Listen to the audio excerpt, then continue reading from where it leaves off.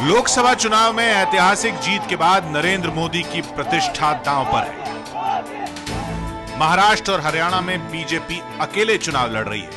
हरियाणा में एचजेसी से गठबंधन टूटा है तो महाराष्ट्र में 25 साल पुराना शिवसेना से गठबंधन टूट चुका है। नरेंद्र मोदी ने दोनों राज्यों में ताबड़तोड़ 37 रैलियां करके माहौल बनाने की पूरी कोशिश भी की है, लेकिन सभी चुनावी सर्वे का निचोड़ बता रहा है कि दोनों ही राज्यों में बीजेपी नंबर 1 तो रह सकती है, लेकिन बहुमत से कुछ दूर ठहर जाएगी। अगर ऐसा हुआ तो अकेले चुनाव लड़ने की मोदी और अमित शाह की रणनीति पर सवाल उठेंगे।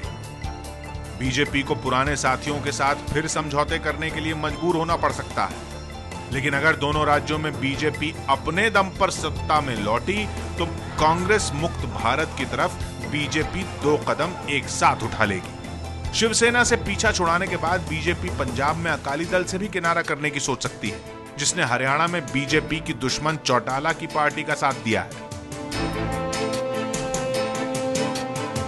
बाला साहब ठाकरे के निधन के बाद पहला चुनाव लड़ रही शिवसेना की मदद के बिना अगर बीजेपी सरकार बनाने में कामयाब हो गई तो शिवसेना को अपने वजूद को बचाने के लिए जूझना होगा।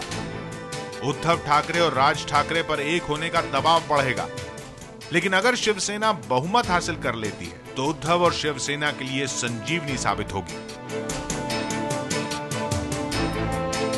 कांग्रेस अगर दोनों राज्यों में हारी तो पार्टी के अंदर हताशा बढ़ेगी। भले ही इन चुनावों में राहुल गांधी ने बड़ी भूमिका नहीं निभाई हो, लेकिन हार की जिम्मेदारी उन्हें अपने सिर लेनी होगी और पार्टी के अंदर उनकी नेतृत्व क्षमता पर सवाल उठेंगे।